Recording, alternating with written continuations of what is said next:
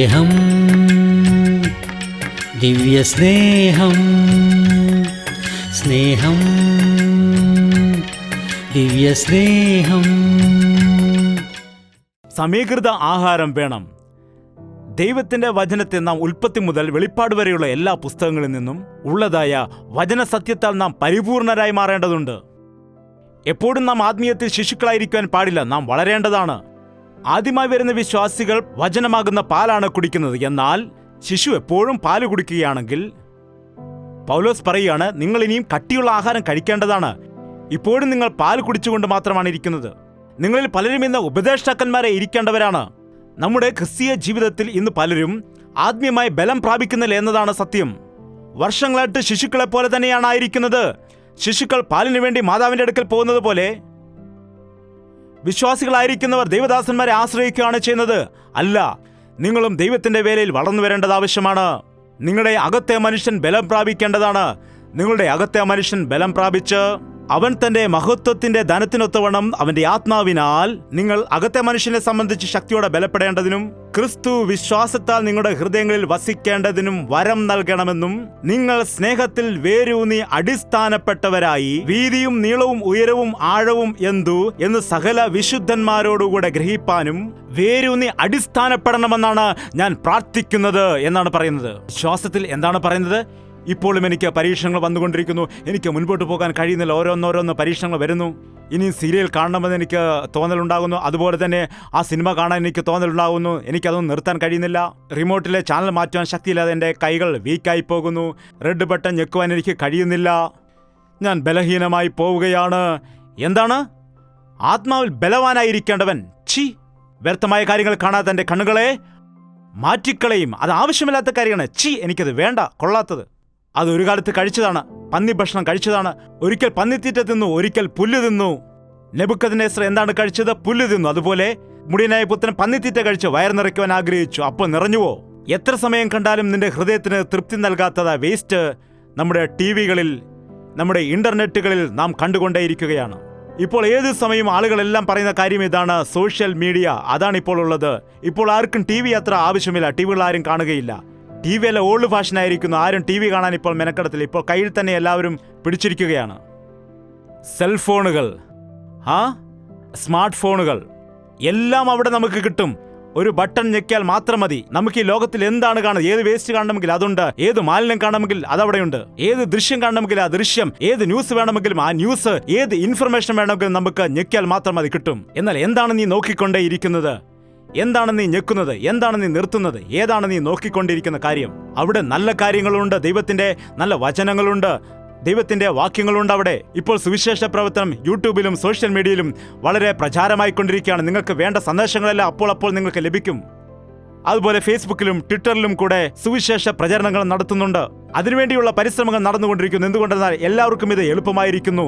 എന്നാൽ ഏദൻ തോട്ടത്തിൽ എല്ലാം ഉണ്ടായിരുന്നു. ഏത് പഴം വേണമെങ്കിലും കഴിക്കാമായിരുന്നു. എന്നാൽ ഇത് മാത്രം കഴിക്കരുതെന്ന് പറഞ്ഞു. എല്ലാം കഴിക്കാമല്ലോ, ഇത് മാത്രം കഴിക്കലെന്നല്ലേ പറഞ്ഞു. അതുകൊണ്ട് പിന്നെന്തിനാണ് കഴിക്കാൻ പോയത്? എല്ലാം ഇന്റർനെറ്റിൽ നമുക്ക് നോക്കാൻ കഴിയും. എന്നാൽ നിങ്ങൾ പാപം മാത്രം കാണരുതെന്ന് പറഞ്ഞാൽ അത് തന്നെ എന്തിനാണ് കാണുന്നത്? എന്താണ്? അശ്ലീലമായ ചിത്രങ്ങൾ കാണരുത്, അശ്ലീലമായ കാര്യങ്ങൾ കേൾക്കരുതെന്ന് പറയുന്ന സമയത്ത് ആളുകൾ അതുതന്നെ എന്തിനാണ് കാണുന്നത്? ബലമില്ല, ദൈവത്തിന്റെ വചനത്തിൽ വിശ്വാസമില്ല, ദൈവത്തിന്റെ വചനത്തിന് കീഴ്പ്പെടുന്നില്ല. പൗലോസ് പറയുകയാണ്, ഞാൻ സകലതും ചപ്പെന്നും ചവറെന്നും എണ്ണിക്കൊണ്ട് ക്രിസ്തുവിലേക്ക് നോക്കിക്കൊണ്ട് ഞാൻ ഓടുകയാണ്. ലോകത്തിലുള്ള കാര്യങ്ങൾ എന്താണ് അവനെ സംബന്ധിച്ച്? ചപ്പ്, നോക്കുവാൻ കഴിയാത്തവണ്ണം വേസ്റ്റ്. അവിടെ നിന്ന് മൂക്കും പൊത്തിക്കൊണ്ട് പോകാനിടയാവും. പൗലോസ് പറയുകയാണ്, ലോകത്തിലുള്ളത് അവനെ സംബന്ധിച്ച് ചപ്പും ചവറുമാണ്. ഇന്റർനെറ്റിലുള്ളതായ ചപ്പു ചവറുകൾ, പോണോഗ്രഫി എന്ന് പറഞ്ഞത് എന്താണത്? ചപ്പു ചവറാണ്. അത് തന്നെ എന്തിനാണ് അന്വേഷിച്ച് നോക്കുന്നത്? എന്താണ് അതിലുള്ളത്? ചിന്തകളെല്ലാം നശിച്ചു പോവും, ആലോചനകളെല്ലാം വ്യർത്ഥമായി പോവും. എത്ര ആളുകൾ എൻ്റെ അടുക്കൽ വന്ന് പറയാറുണ്ട്, എനിക്കത് കാണാതിരിക്കുവാൻ കഴിയുന്നില്ലെന്ന് പറയുന്നു, അതിന് അടിമയായിരിക്കുന്നുവെന്ന്. ഒരു സമയത്ത് സിഗരറ്റ് വലിയായിരുന്നു, മദ്യപാനമായിരുന്നു, അഡിക്റ്റുകളായിരിക്കും. എന്നാൽ ഇപ്പോൾ സെൽഫോണിന് അഡിക്റ്റായി മാറിയിരിക്കുന്നു ആളുകൾ. അത് നോക്കാതിരിക്കുവാൻ കഴിയുന്നത് എന്തെങ്കിലുമൊക്കെ നോക്കിക്കൊണ്ടേയിരിക്കണം. അത് കണ്ട് എൻ്റെ ബുദ്ധി പോലും മരവിച്ചു പോകുന്നു. വിദ്യാഭ്യാസം എനിക്ക് കോൺസെൻട്രേറ്റ് ചെയ്യുവാൻ കഴിയുന്നില്ല. വളരെ ഒരു കുറ്റബോധം എന്നിൽ ഉണ്ടാകുന്നു. എൻ്റെ മാതാപിതാക്കളോട് സംസാരിക്കുവാൻ എനിക്ക് കഴിയുന്നില്ല. വളരെ ഒരു ഭയവും ഭീതിയും എനിക്കുണ്ടാകുന്നു. എന്തോ ഒരു കുറ്റം ചെയ്തതുപോലെ, തെറ്റ് ചെയ്തതുപോലെ എനിക്ക് തോന്നലുണ്ടാകുന്നു. അങ്ങനെ എൻ്റെ ജീവിതം ഡിപ്രഷനിലേക്ക് പോകാനിടയാകുന്നു എന്ന് പലർ പറയാറുണ്ട്. അതുകൊണ്ട് നിങ്ങൾ അന്വേഷിക്കരുത്, അങ്ങനെ പോകരുത്. ആത്മീയമായി ബലം പ്രാപിച്ച ആളുകൾ ഈ ലോകത്തിലുള്ള ചപ്പിനെയും ചവറിനെയും എല്ലാം വെറുക്കുവാൻ ഇടയാകും. ലോകത്തിൽ എവിടെ നോക്കിയാലും പാപമാണ്. വാൾ പോസ്റ്റർ നോക്കിയാലും ചുവരുകൾ നോക്കിയാൽ എവിടെയായാലും. ഈയിടയ്ക്ക് അബദ്ധത്തിൽ എനിക്ക് സംഭവിച്ചത്, ഏതോ ഒരു കാര്യം ഞാനിങ്ങനെ തിരഞ്ഞുകൊണ്ടിരിക്കുന്നതായ സമയത്ത് നിന്റെ ഫോണിൽ തെറ്റായ ദൃശ്യം വന്നെന്ന് വിചാരിക്കുക. അല്ലെങ്കിൽ നീ കാൽവറി ദർശനം ഇങ്ങനെ അന്വേഷിച്ചുകൊണ്ടിരിക്കുന്ന സമയത്ത് ഒരു സിനിമാ പാട്ട് അവിടെ വന്നു എന്ന് വിചാരിക്കുക. അത് നിങ്ങൾ അറിയാതെ കണ്ടുപോകും. കാണാതിരിക്കണമെങ്കിൽ എന്തു ചെയ്യണം? പാപം രണ്ടാമത്തെ നോട്ടത്തിലാണെന്നാണ് പറയുന്നത്.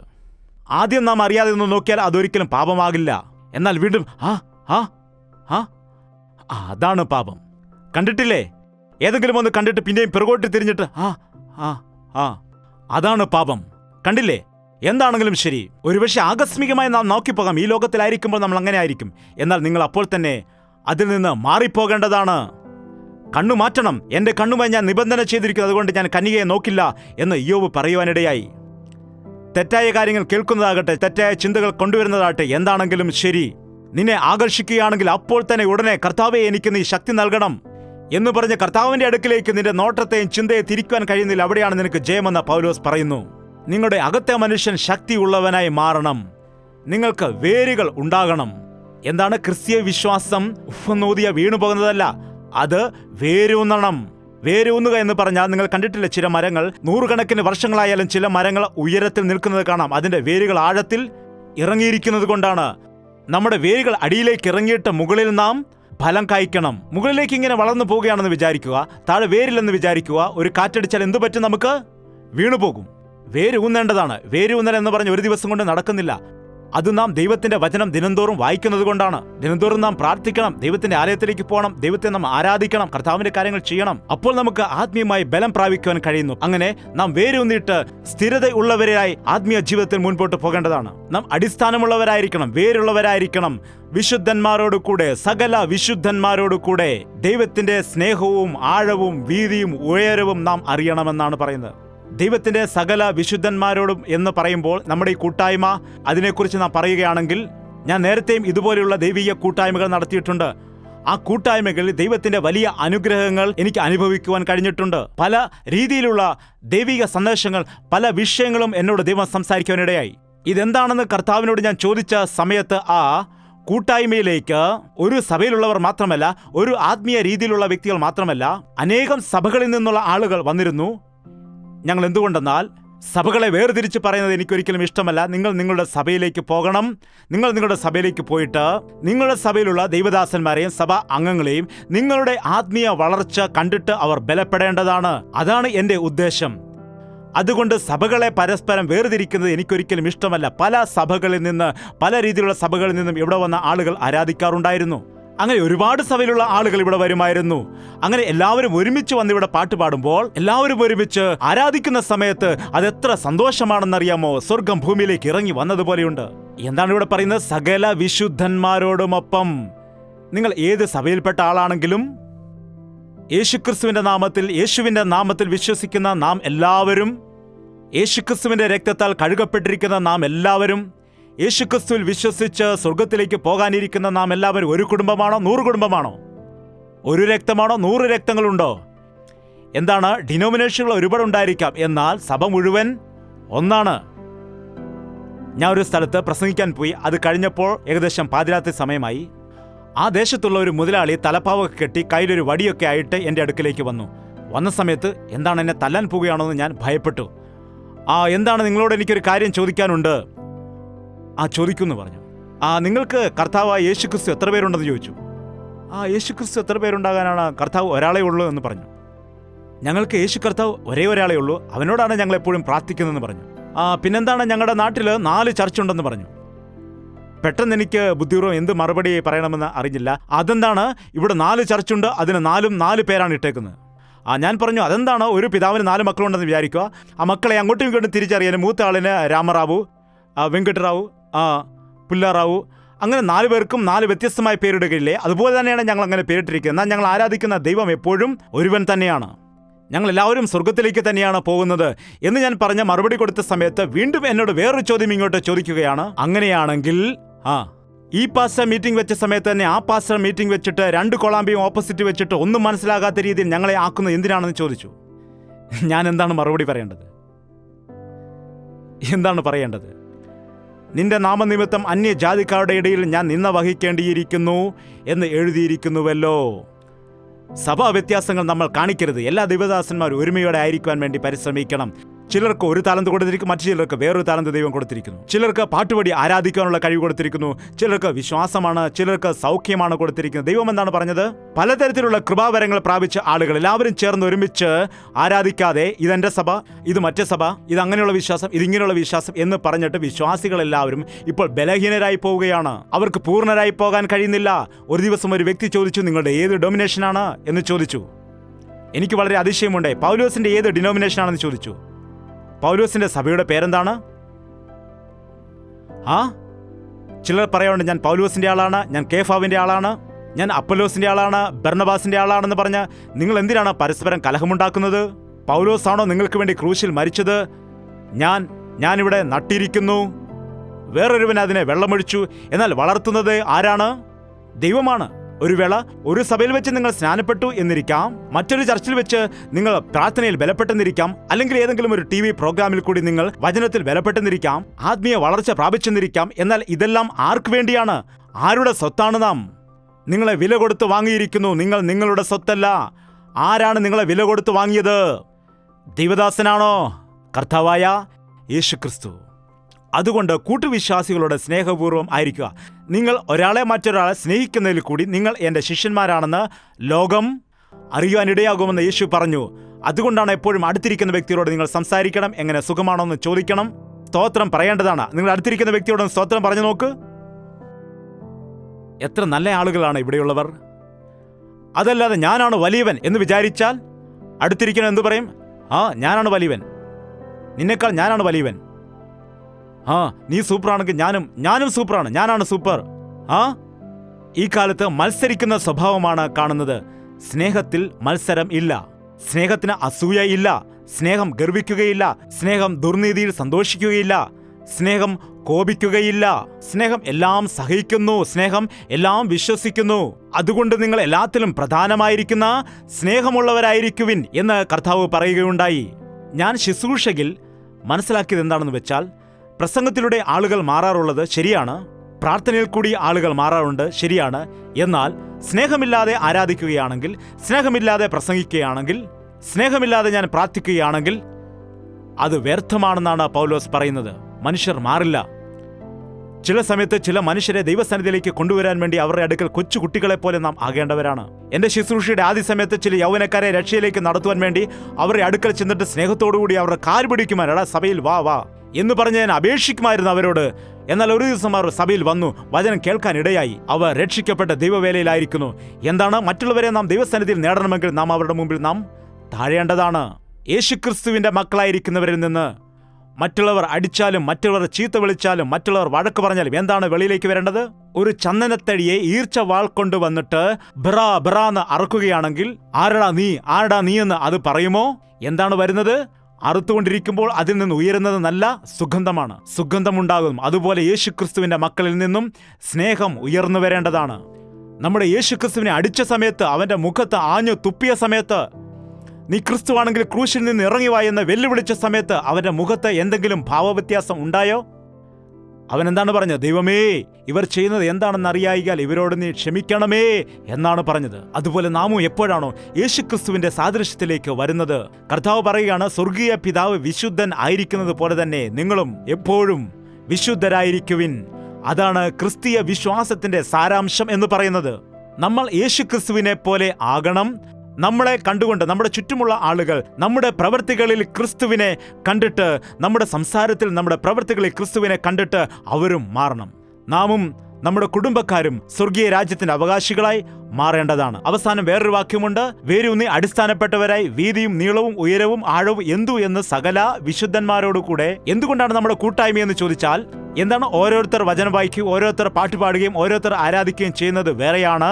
നമ്മൾ ഇത്രയും ആളുകൾ ഒരുമിച്ച് ചേർന്ന് ഒരു പാട്ട് പാടുന്ന സമയത്ത്, ഇത്രയും ആളുകൾ ഒരുമിച്ച് ചേർന്ന് ആരാധിക്കുന്ന സമയത്ത് ദൈവത്തിന്റെ സാന്നിധ്യം നാം അനുഭവിക്കുന്നതും വേറെയാണ്. എന്തുകൊണ്ടെന്നാൽ അവന്റെ സ്നേഹത്തിന്റെ വീതിയും നീളവുമെല്ലാം അളക്കണമെന്നുണ്ടെങ്കിൽ ഒരു സമുദ്രത്തിന്റെ അളവ് എങ്ങനെയാണ് എടുക്കുന്നത്? എത്രമാത്രം ബുദ്ധിമുട്ടാണ്. രണ്ടുപേരെ കൊണ്ട് അളക്കാൻ കഴിയുമോ? ഒരു വ്യക്തി ഇവിടെ ടേപ്പ് കുടിക്കുകയാണെങ്കിൽ മറൊരു വ്യക്തി അവിടെ ടേപ്പ് കുടിക്കണം, ഒരാൾ പേന പിടിച്ച് എഴുതാൻ നിൽക്കണം, എങ്കിലും കഴിയുകയില്ലേ. എന്നാൽ അളവില്ലാത്തതായി അവന്റെ സ്നേഹത്തെ അളക്കണമെന്നുണ്ടെങ്കിൽ അവിടെയുള്ള കാശ്മീരിലുള്ള വിശ്വാസിയുടെ അടുക്കൽ നിന്ന് കന്യാകുമാരിയിൽ നിൽക്കുന്ന ഒരു വിശ്വാസിയുടെ അടുക്കൽ വരെയും, ഇവിടെ കൽക്കട്ടയിലുള്ള വിശ്വാസിയുടെ അടുക്കൽ നിന്ന് മഹാരാഷ്ട്രയിലുള്ള ഒരു വിശ്വാസിയുടെ അടുക്കിലേക്ക് വരെയും, ഈ ഭൂമിയിലുള്ള എല്ലാ ദൈവിക വിശ്വാസികളും എല്ലാ വിശ്വാസികളും ഒരുമിച്ച് കൂടി വന്നാലും അളന്ന് തിട്ടപ്പെടുത്തുവാൻ കഴിയാത്തതായ സ്നേഹമാണ് യേശുക്രിസ്തുവിൻ്റെ സ്നേഹമെന്ന് പറയുന്നത്. നാം എല്ലാവരും ഒരുമിച്ച് പ്രാർത്ഥിക്കുന്ന സമയത്ത് നാം ഒരുമിച്ച് ആത്മാവിൽ ബലം പ്രാപിക്കുവാൻ ഇടയാകുമെന്നതാണ് സത്യം. ഒരേ ആത്മാവിനെ നിറയപ്പെട്ട് നാം പ്രാർത്ഥിക്കുന്ന സമയത്ത്, ആരാധിക്കുന്ന സമയത്ത് ദൈവസാന്നിധ്യം നാം അനുഭവിക്കും. പ്രത്യേകമായി നമുക്ക് പ്രാർത്ഥിക്കേണ്ട കാര്യമില്ല.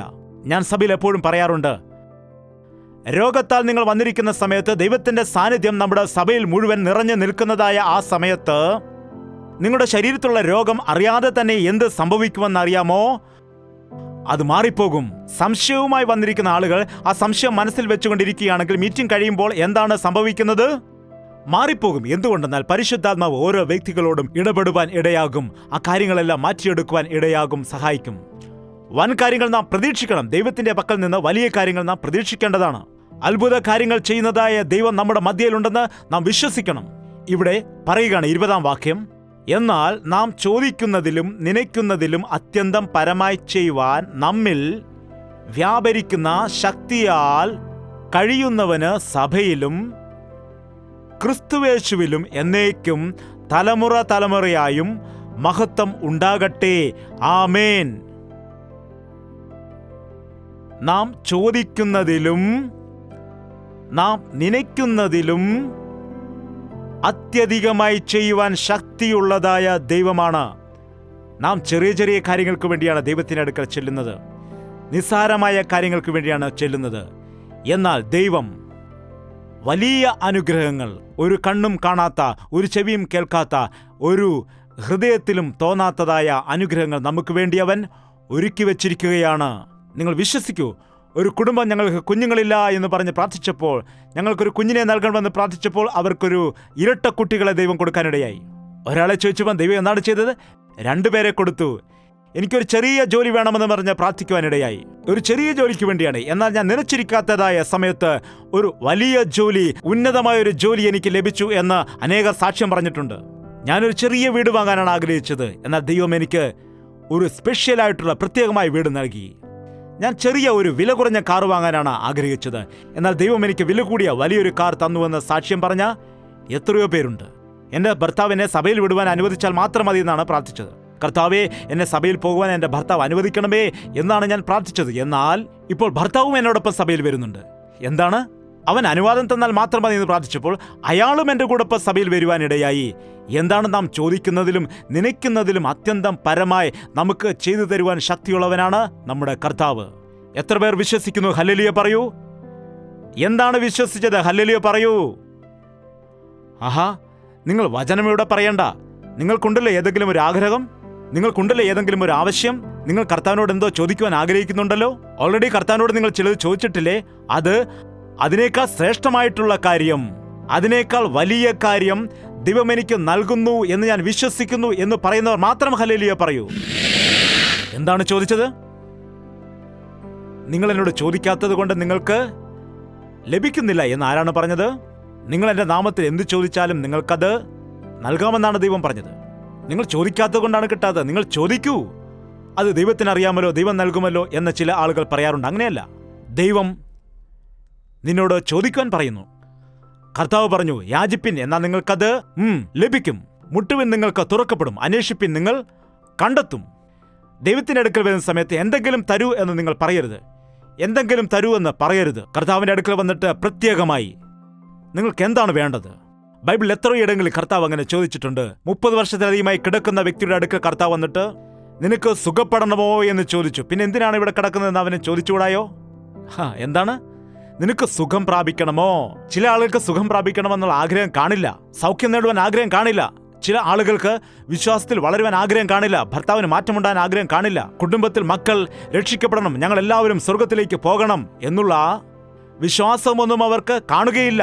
ചോദിക്കൂ. ഞാനും എൻ്റെ കുടുംബവും ഞങ്ങൾ യഹോവയെ സേവിക്കും. ഏത് കുടുംബമാണ്? ഭൂലോകത്തിൽ സ്വർഗീയ കുടുംബമായി വിളിക്കപ്പെടുന്നവർ ആരാണ്? ഏത് കുടുംബമാണ് സ്വർഗത്തിൽ ആയിരിക്കുന്നത്? എന്താണ് ഈ ലോകത്തിൽ കുടുംബമായിരിക്കുന്ന നാം സ്വർഗത്തിൽ പോവുകയും നമ്മുടെ മക്കൾ നരകത്തിലും കിടക്കുകയാണെങ്കിൽ അത് ശരിയാകുമോ?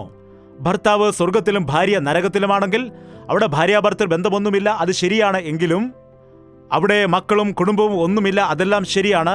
എന്നാൽ ഓരോരുത്തർക്കും മറ്റുള്ളവരെ മനസ്സിലാക്കാൻ കഴിയും, ഓരോരുത്തർക്കും പരസ്പരം മനസ്സിലാക്കുവാൻ കഴിയും. അവിടെ ബന്ധങ്ങൾ ഇല്ല, അവിടെ സ്ത്രീ പുരുഷ വ്യത്യാസങ്ങൾ ഒന്നുമില്ല. എന്നാൽ നമുക്കുള്ള മുഖം, നമ്മുടെ ശരീരം എല്ലാം നമുക്കുണ്ടായിരിക്കും. നമുക്കത് കണ്ടിട്ട് പരസ്പരം മനസ്സിലാക്കുവാൻ കഴിയും. എന്നാൽ നമുക്കറിയാം, ലാസറിനെ കണ്ടതായ ആ ധനവാൻ മനസ്സിലാക്കുവാൻ കഴിഞ്ഞു, തിരിച്ചറിയുവാൻ കഴിഞ്ഞു. അബ്രഹാമിനെ തിരിച്ചറിയാൻ കഴിഞ്ഞു. താടിക്കാര എന്ന് വിളിച്ചില്ല. എന്താണ് വിളിച്ചത്? പിതാവായ അബ്രഹാമേ, ആ ലാസറിനെ ഒന്ന് അയക്കണമേ. കണ്ടില്ലേ, സ്വർഗത്തിലുള്ള നമുക്കും മറ്റുള്ളവരെ അങ്ങോട്ടും ഇങ്ങോട്ടും മനസ്സിലാക്കുവാൻ കഴിയും. ഈ ദിവസം നാം എല്ലാവരും സ്വർഗത്തിൽ പോകണമെന്ന്, കുടുംബമായി സ്വർഗത്തിൽ പോകണമെന്ന് നമ്മുടെ സ്വർഗീയ പിതാവായിരിക്കുന്ന, നമുക്ക് വേണ്ടി പ്രാണൻ നൽകിയിരിക്കുന്ന ആ ദൈവത്തിന്റെ സന്നിധിയിൽ നാം എല്ലാവരും ആയിരിക്കണമെന്നും നമ്മൾ യുഗങ്ങളായിട്ട് അവിടെ വാഴണമെന്നും കർത്താവിന്റെ ആഗ്രഹമാണ്. ക്രിസ്തീയ വിശ്വാസത്തിന്റെ വിഷയം സ്വർഗീയ രാജ്യമാണ്. നമ്മൾ മരിച്ചുപോയതിനു ശേഷമുള്ള സ്വർഗീയ ജീവിതം. ഈ ലോകത്തിലുള്ള ജീവിതം നമുക്ക് ശാശ്വതം അല്ല. ഈ ലോക ജീവിതം അവസാനിപ്പിച്ച ശേഷമാണ് ശാശ്വതമായ ജീവിതമുള്ളത്. യേശുക്രിസ്തു വേഗം വരുന്നവനാണ്. നമ്മെ കൂട്ടിക്കൊണ്ടുപോകുവാൻ അവൻ ആഗ്രഹിക്കുന്നു. അവന്റെ രാജ്യത്തിൽ നാം ചേരണമെങ്കിൽ ഈ ലോകത്തിൽ നാം ആയിരിക്കുന്ന സമയത്ത് ആത്മീയമായി നാം ബലം പ്രാപിക്കണം. ജഡത്തിന്റെ ഇഷ്ടങ്ങൾക്കും ലൗകിക കാര്യങ്ങൾക്കും നാം ഇടം കൊടുക്കാതെ ക്രിസ്തു നിമിത്തം വിശ്വാസത്തിൽ ഭക്തിയോടെ നാം ജീവിക്കണം. ആത്മീയ വിഷയത്തിൽ ചിന്തയുള്ളവരായിരിക്കണം. സാത്താനെ ജയിക്കുന്നവരായി നാം ആയിരിക്കണം. ഏറ്റവും പ്രധാനം, നമ്മുടെ ചുറ്റുമുള്ള നശിച്ചു പോകുന്ന ആത്മാക്കളെ രക്ഷിക്കണം എന്നുള്ളതായ ഭാരത്തോടെ ആയിരിക്കണം. അങ്ങനെയുള്ള ആഗ്രഹത്തെയും അങ്ങനെയുള്ള ഭാരത്തെയും ദൈവം നമുക്കെല്ലാവർക്കും നൽകുമാറാകട്ടെ. നിങ്ങൾ നിങ്ങളുടെ മനസ്സ് തുറന്ന് എന്ത് പ്രശ്നമാണ്, എന്ത് ആവശ്യമാണ്, ഏത് പ്രശ്നമാണ് നിങ്ങൾക്കുള്ളത് എന്ന് ദൈവത്തോട് നിങ്ങൾ പറയൂ.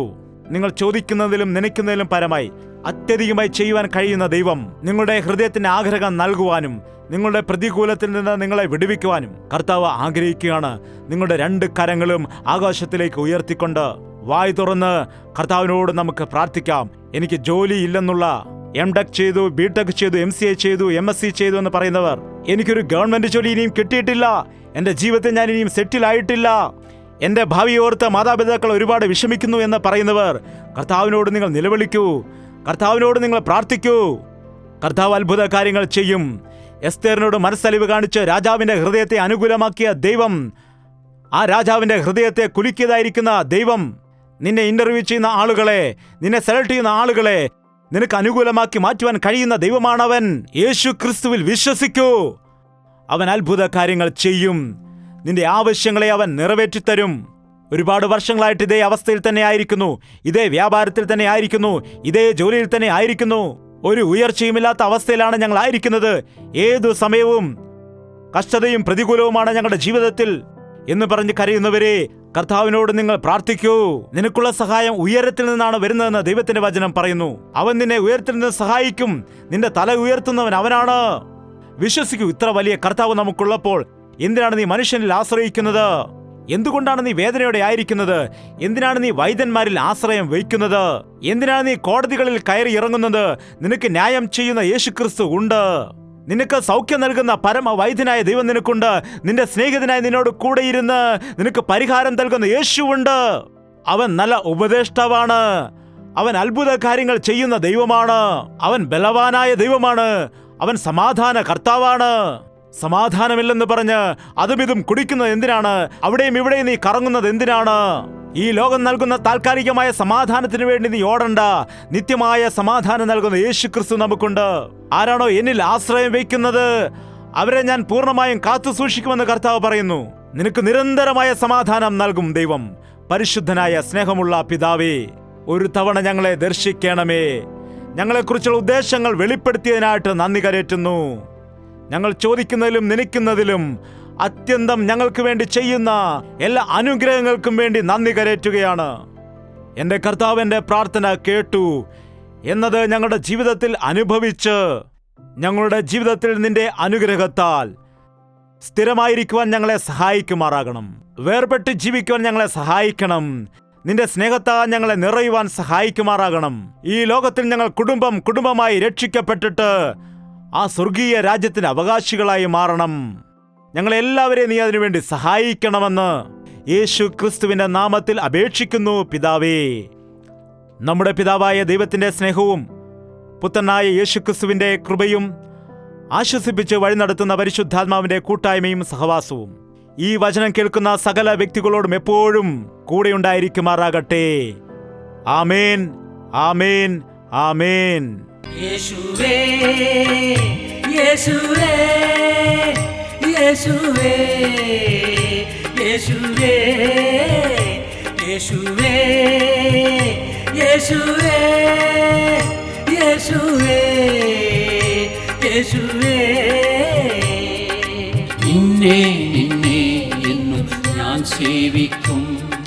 നീ മാത്രം രാജാവെന്നും. നിന്നെ നിന്നെ എന്നും ഞാൻ സേവിക്കും.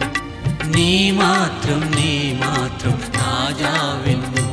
യേശുവേ, യേശുവേ, യേശുവേ, യേശുവേ, യേശുവേ, യേശുവേ, യേശുവേ, യേശുവേ, യേശുവേ, യേശുവേ, യേശുവേ.